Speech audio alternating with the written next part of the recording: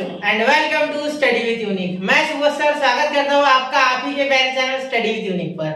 बच्चों इस लेक्चर में भी हम वेक्टर्स के थ्योरम्स के बारे में बात करेंगे। हम इस लेक्चर में थ्योरम 3 और थ्योरम 4 कवर करने वाले हैं। ठीक है, तो आप दिल थाम के बैठिए, हम शुरू करने वाले हैं थ्योरम 3 और थ्योरम 4। ठीक है, कॉपी भी थाम के बैठिए, कॉपी और पेन, उसका भी काम पड़ेगा। ठीक है, चलिए तो सबसे पहला जो थ्योरम है बेटा वो है 3 vectors A bar B bar and C bar are coplanar if and only if there exists a non-zero linear combination of x A bar y B bar and z C bar is equal to 0 बार। ठीक है, with x y z is not equal to 0। मतलब इसका meaning बहुत important है, यानी कि x y और z साथ में 0 नहीं बनने चाहिए। x y और z साथ में 0 नहीं बनने चाहिए, 0 बन सकते ओके। अगर x y अगर 0 है तो z 0 नहीं होना चाहिए, y z 0 हो तो x नहीं होना चाहिए। ठीक है, या x z हो तो y नहीं होना चाहिए। मतलब कोई दो 0 बन सकते हैं, कोई एक 0 नहीं होना चाहिए। कोई एक 0 बन गया तो बाकी दो नहीं होने चाहिए। मतलब एक साथ तीनों के तीनों 0 नहीं होने चाहिए, तब तक ये कंडीशन सेटिस्फाइड है, ये हमें प्रूफ करना है। ठीक है, हाँ। तो अब यहाँ इसका पहले मीनिंग समझते बेटा। तो देखो सबसे पहले बोला गया कि A B एंड C ये जो वेक्टर्स है ये कोप्लेनर है। ठीक है, चलो तो एक प्लेन देख लेते हैं, उसमें एक A वेक्टर, एक B वेक्टर और एक C वेक्टर से बना लेते हैं। ठीक है, चलो जैसे कि हमेशा की हमारी पद्धत है, रीति है। ठीक है, चलो तो यहाँ क्या कर सकते हैं हम मैं फिलहाल में बोल देता हूँ लेट A बार और B बार जो वेक्टर है ये कोलिनियर है। ये क्या है? कोलिनियर है। मैं बोल देता हूँ स्टार्टिंग में यही है। ठीक है, कोलिनियर है। फिर मैं सेकंड कंडीशन में बोल दूंगा कि कोई भी कोलिनियर नहीं है। फिलहाल मैं बोलूंगा कोलिनियर। इसमें दो केसेस बनते हैं, केस 1 केस 2। केस 1 में मैं बोलूंगा कि कोई भी दो वेक्टर ए बी या बी सी या सी डी, सॉरी सी तो है नहीं, सी ए ये कोलिनियर है, डी तो है नहीं।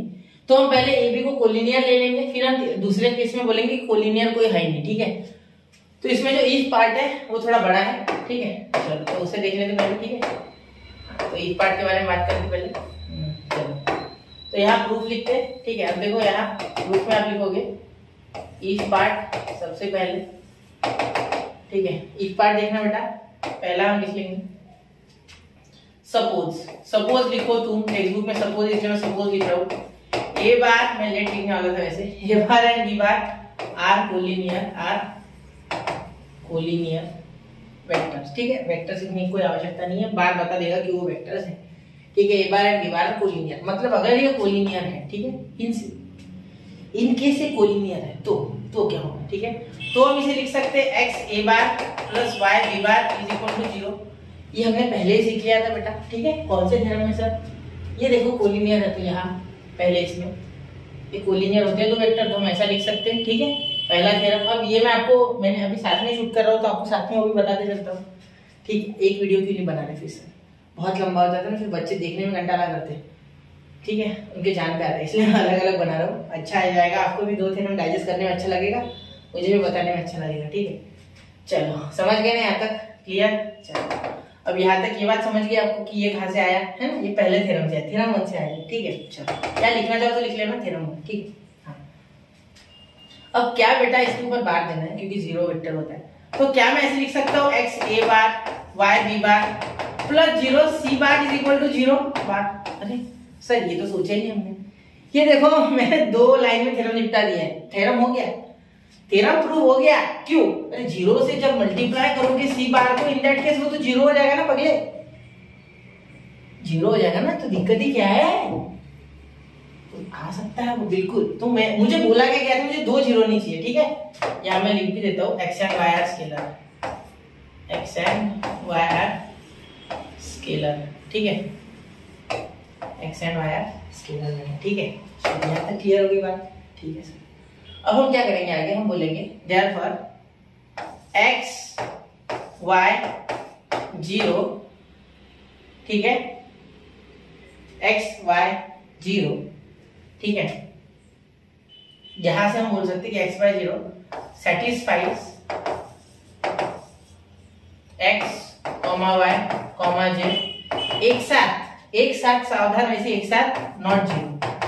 तो ये इसे सेटिस्फाई कर रहा है ना बेटा, देखो ना, ये इसे सेटिस्फाई कर रहा है। ठीक है, देयरफॉर देयरफॉर ये लीनियर कॉम्बिनेशन आ रहा है, therefore x a bar plus y b bar plus z c bar is equal to 0, क्योंकि मैं 0 को जेड बोल दूंगा ना, क्या दिक्कत है, ठीक है, समझ रहे हैं। तो इसीलिए हमारा ये केस 1 हो गया, यहाँ ये था केस 1, ठीक है, ये था पहला केस वकील बनने के बाद का, ठीक है, केस 1, ठीक है, क्लियर। सर हम तो इंजीनियर बनने की बात कर रहे हैं, मैं ऐसे बोल रहा हूँ, ठीक है, चलो केस 1 क्लियर। हाँ चलिए अब देखते केस 2, केस 2 देखते, यही देखते साइड में, ठीक है, केस 2 देखते हैं, केस। अब केस 2 क्या होगा बेटा, इफ वाला, इफ पार्ट का केस 2 है, ठीक है, हम इसमें बोलेंगे suppose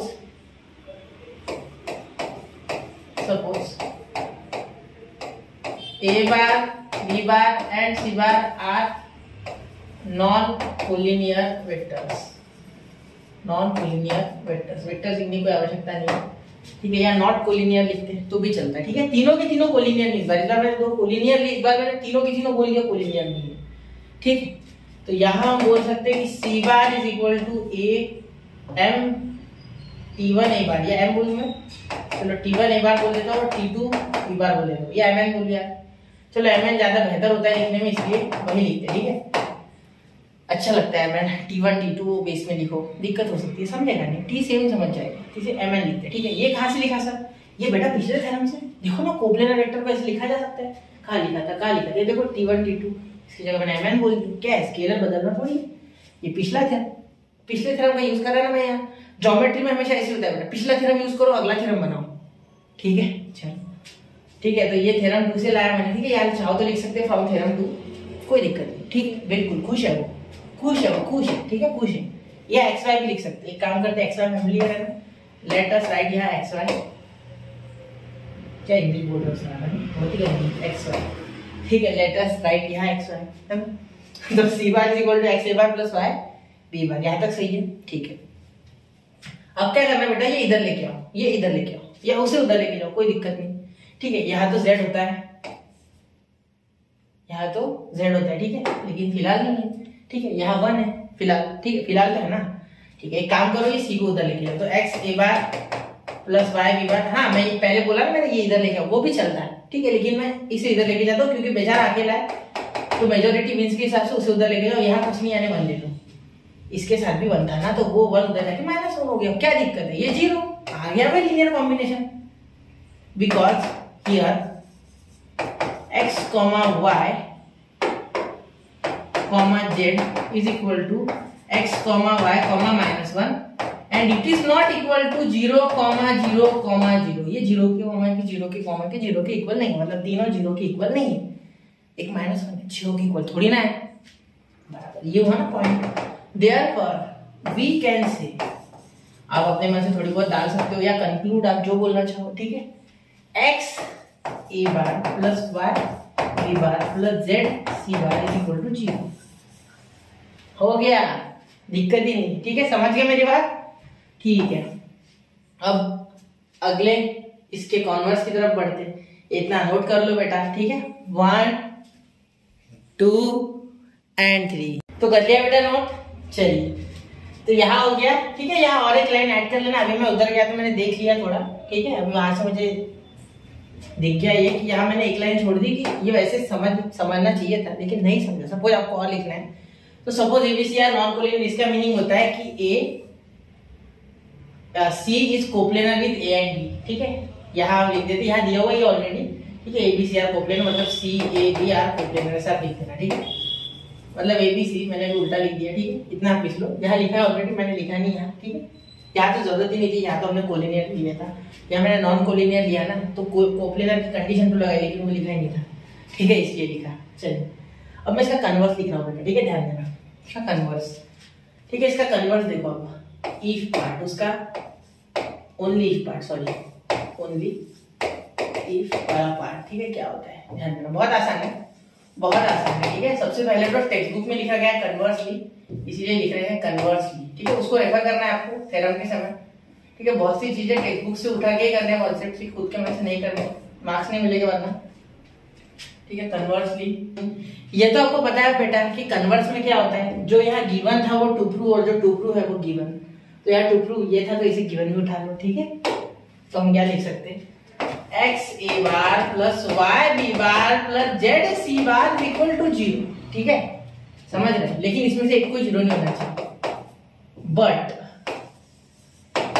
x y z is not equal to 0, एक साथ सावधान, एक साथ 0 नहीं होनी चाहिए, ठीक है। Let z is not equal to 0, से भी बोल सकते हैं आप, लेट की जगह से बोल दो, से। सपोज हम बोल देते हैं कि जेड 0 के इक्वल नहीं है, जेड 0 के इक्वल नहीं है, ठीक है। एक साथ तीनों 0 नहीं हो सकते, और उसमें से मैंने जेड पर्टिकुलरली लिया कि जो कि 0 के इक्वल नहीं, ठीक है। इन दैट केस, ठीक है। हम क्या लिख सकते थे बेटा, यहाँ इसे ऐसे लिख लेते पहले, ठीक है, पहले इसे ऐसे लिख लेते, ठीक है। फिर ये इधर ही रखते और ये दोनों उधर लिख लेते, तो z c bar is equal to minus x a bar minus y b bar, ठीक है। अब ये जेड से डिवाइड कर दो ओवरऑल, तो जेड यहाँ जेड से डिवाइड किया, जेड जेड कैंसिल, ये X Z A bar minus Y Z B bar, चलो हो गया। बस यही तो करना था यार, समझे नहीं तुम। कोप्लेनर के लिए क्या था, ये कंडीशन नहीं लगाई मैंने कोप्लेनर के लिए एक्स वाई वाली, तो यहाँ तो मैं यही बोल दूंगा ना कि ये एक स्केलर है और ये एक स्केलर है, ठीक है। तो यहाँ मैं लिखना भी चाहूंगा minus x by z and minus y by z are scalar, तो यही तो कॉम्बिनेशन बनेगा ना, r bar is equal to M A bar plus m b bar l b bar, तो यही तो है वो, ठीक है। तो इसीलिए हम बोल सकते हैं फ्रॉम हियर, ठीक है, फ्रॉम हियर हम बोल सकते हैं कि c a bar b bar and c bar are coplanar, ठीक है। अब इसमें दो जो है वो कड़ियां जोड़ना भी आपको आना चाहिए, ठीक है। यहाँ मैं लिख रहा हूँ रेड पेन से वो चीज, ठीक है। देखो एक्चुअली इसका मीनिंग हो रहा है सी बार यानी आर बार, सी की जगह R bar is equal to M A bar plus N B bar, इससे हमें इसकी याद आ रही है, ठीक है। तो यहाँ मैं दो कोरोलरीज को ऐड करना चाहूंगा बच्चा, ठीक है। दो कोरोलरीज है इसमें, वो भी बता देता हूँ आपको साथ साथ, ठीक है। चलो ये बट है यार, बी है, समझ नहीं पा रहे हो शायद, ठीक है। एक मिनट ब्लैक से कर देते हैं ना, क्या जा रहा है ब्लैक से, ठीक। चलो बट तो मेरे बात पे ध्यान देना, कोरोलरी है दो, ठीक है। पहली बेटा अगर x, पहली corollary x a bar plus y b bar plus z c bar is equal to 0, और आपको बोला गया है कि z is equal to 0, y is equal to 0 and z is equal to 0, sorry ये x की जगह मैंने z बोल दिया था गलती से, ठीक है। Then a bar b bar and c bar are not coplanar, मतलब ये कोप्लेनर नहीं है, जैसे कि वहां आपको कोलिनियर के बारे में बोला गया था, ठीक है। एक बार मैं कंपेयर करके बता दूं, एक मिनट, थोड़ा समय लगेगा, कोई दिक्कत नहीं। देखो अगर ये m और n 0 हो जाते तो इन दैट केस ये कोलिनियर नहीं है, वैसे ही अगर ये x y z की वैल्यू जो है वो 0 हो जाती है तो वो कोप्लेनर भी नहीं है, ठीक है, वो कोप्लेनर भी नहीं है, ठीक है, समझ रहे हो, ठीक है। सेकंड कोरोलरी बेटा, अगर एक भी नहीं है ना उनमें से 0 तो कोप्लेनर है, अभी हमने वो देखा भी, ठीक है। सेकेंड कोरोलरी, अगर आपको x a bar plus y b बार मिल जाए इज इक्वल टू 0, और अगर वो कोप्लेनर है, इफ दे आर कोप्लेनर, ठीक है, इफ दे आर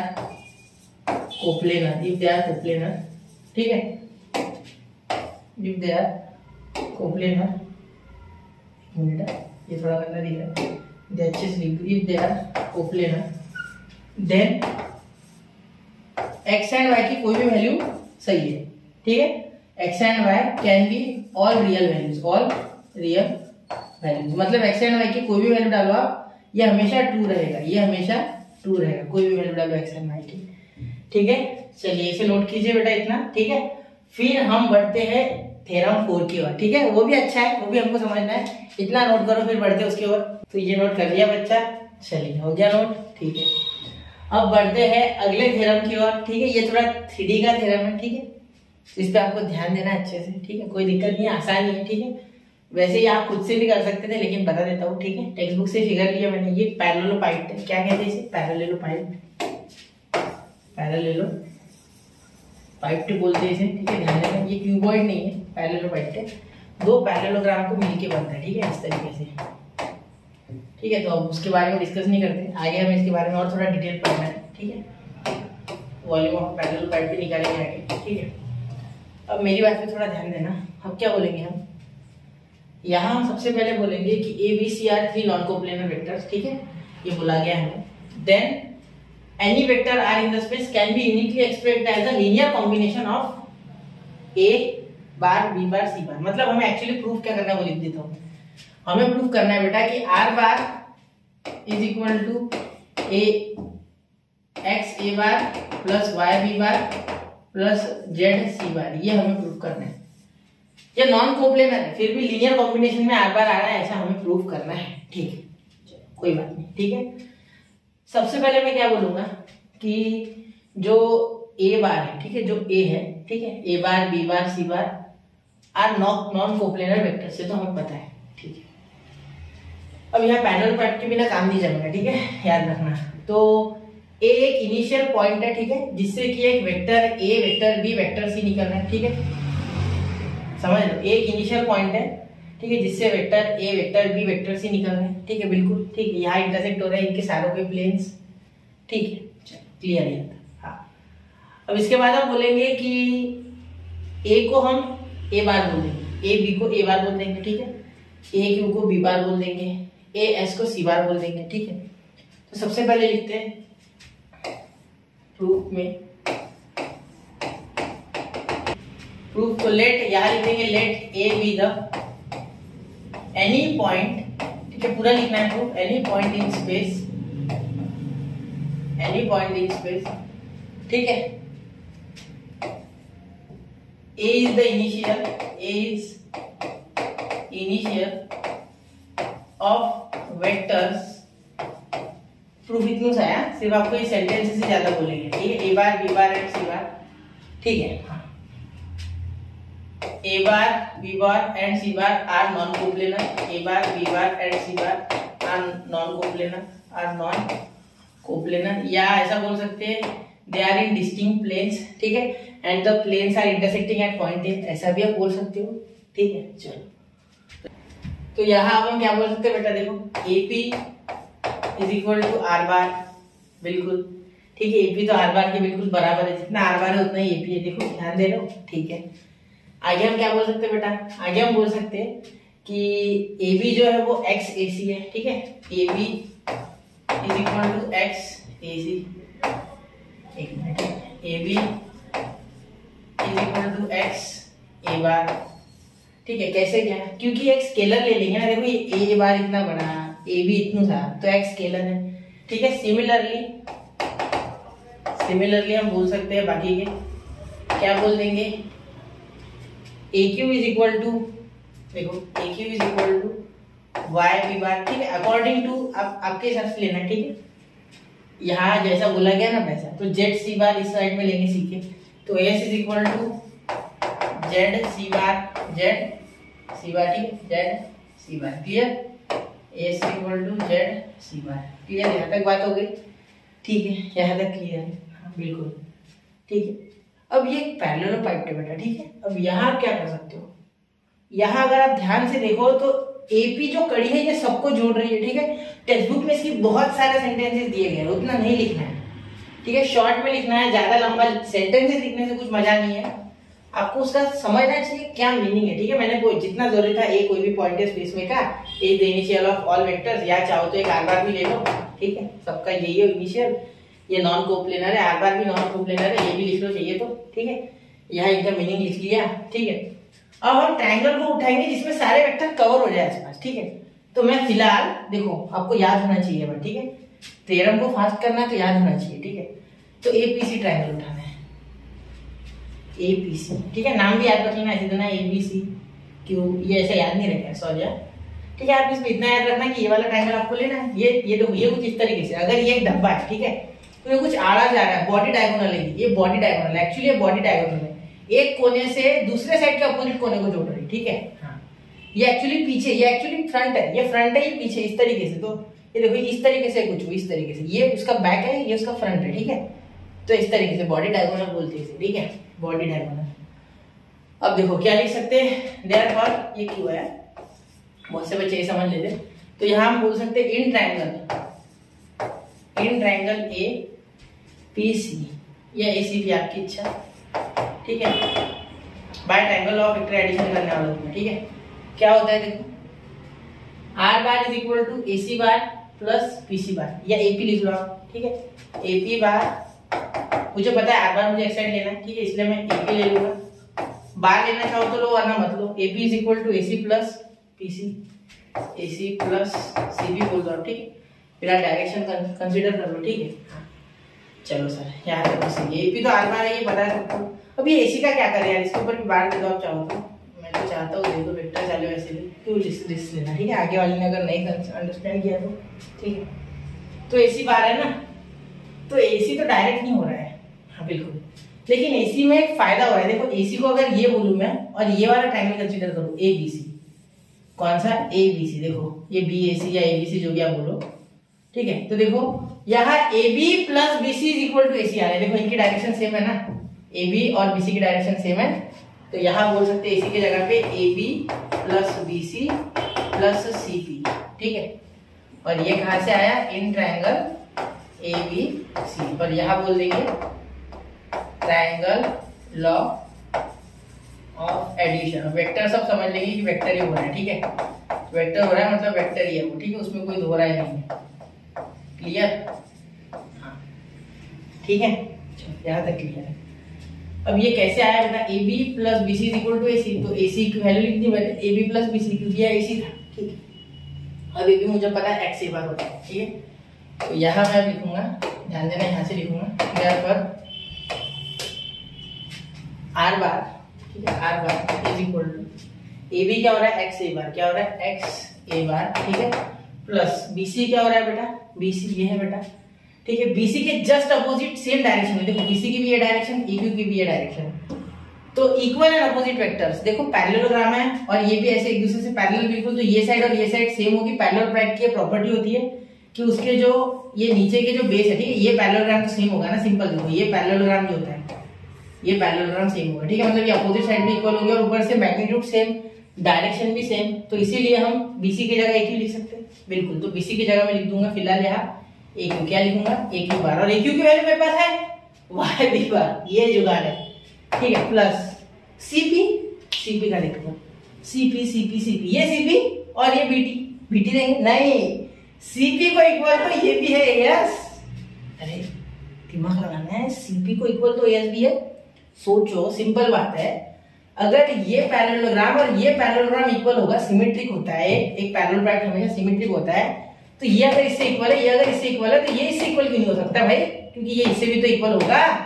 ये जो CP है ये BT के इक्वल और BT S के इक्वल, तो therefore CP is equal to S, ठीक है। थोड़ा ध्यान से वापस सुनना, नहीं समझा, ठीक है। अभी मैं लिख रहा हूँ, तो CP की डायरेक्शन भी सेम, AS की डायरेक्शन भी सेम, तो AS भी सेम, AS भी है ZC बार, ठीक है। तो R bar is equal to x a bar और AQ की जगह YB बार और AS की जगह बेटा ZC बार। अरे यार हो गया ना, चलो हो गया, तो आ गया ना जो चाहिए था वो। Therefore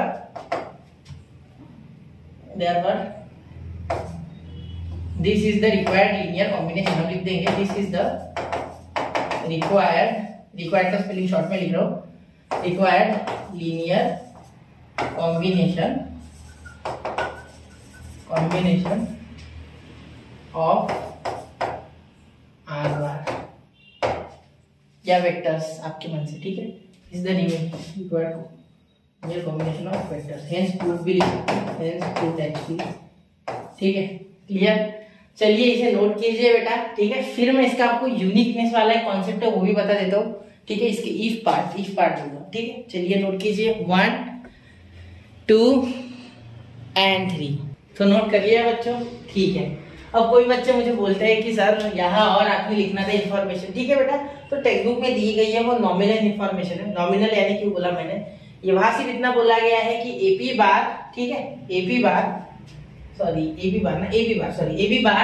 and A bar are collinear vectors, AB bar नहीं बार, ये दिख रहा है बेटा, ये आप लिख सकते हो खुद से, ठीक है। एंड ये भी बोला गया है कि x इज अ स्केलर, वैसे सिमिलरली करके ये तो मैंने डायरेक्ट लिखा, ठीक है। वो आप जानते हो, जो चीजें आप जानते हो ना वो मैं रिपीट करने की जगह कुछ नया बताता हूँ, जिससे कि क्या होता है, और बहुत बार मैं रिपीट भी करता हूँ, ऐसा कुछ नहीं है, लेकिन अभी यहाँ मैंने नहीं बताया क्योंकि आप जानते हो इतने देर से मैं यही कर रहा हूँ, कोलिनियर कोप्लेनर, तो शायद आपको बहुत सी चीजें क्लिक करके होंगी, ठीक है। फिर भी आपको नहीं समझता है ये, ठीक है, तो इनके साथ पीछे जा सकते हो, ठीक है। या मैं अभी बता रहा हूँ कि ये इसके कोलिनियर, ठीक है, ऐसे मैं बता देता हूँ जब आए तब यार, लेकिन कभी कभी क्या होता है मैं लिख लेता हूँ आगे, फ्लो में चले जाता हूँ, ठीक है। तो उसके लिए सॉरी, कोशिश करता हूँ, ठीक है, लेकिन फिर भी कभी कभी फ्लो निकल जाता है, ठीक है। चलिए तो अब हम इसका एक यूनिकनेस देखते हैं। ठीक है, यूनिकनेस यानी क्या सर? अब अभी देखा था हमने बेटा यूनिकनेस पिछले इसमें। यूनिकनेस क्या होता है यार? अभी मैंने दिखाया था आपको थ्योरम 3 में, थ्योरम 3 नहीं, इसके पहले थ्योरम में। ठीक है, ये देखो इसमें था, देखो यूनिकनेस यानी क्या किया था हमने, T1 = S1। तो यही यहाँ हमें पता है कि हमें करना क्या है। एक्चुअली यूनिकनेस में हमें करना होगा कि किसी भी 3 स्केलर के लिए, मतलब ये XYZ जो बोला गया है स्केलर, ठीक है, जो मैंने यहाँ बोला XYZ, इसके जगह कोई भी स्केलर आ जाए ना, फिर भी ये होना ही चाहिए सेटिस्फाई कंडीशन, ये नॉन कोप्लेनर होनी ही चाहिए। ठीक है, लीनियर कॉम्बिनेशन आना ही चाहिए। नॉन कोप्लेनर तो है लेकिन लीनियर कॉम्बिनेशन आना ही चाहिए। कोई भी 3 स्केलर ले लो, ये कंडीशन अगर सेटिस्फाई होती है तो ये यूनिक है। ठीक है, चलो तो यूनिकनेस चेक कर दे। यूनिकनेस इसकी, ठीक है, देखो अगर आपके पास R⁻ = x1 a बार, मैं टेक्स्ट के साथ लिखा रहा हूँ, x2 a bar plus x3 c बार है आपके पास। ठीक है, R⁻ = x1 a bar plus x2 b bar plus x3 c bar. ठीक है, दिख रहा है आपको?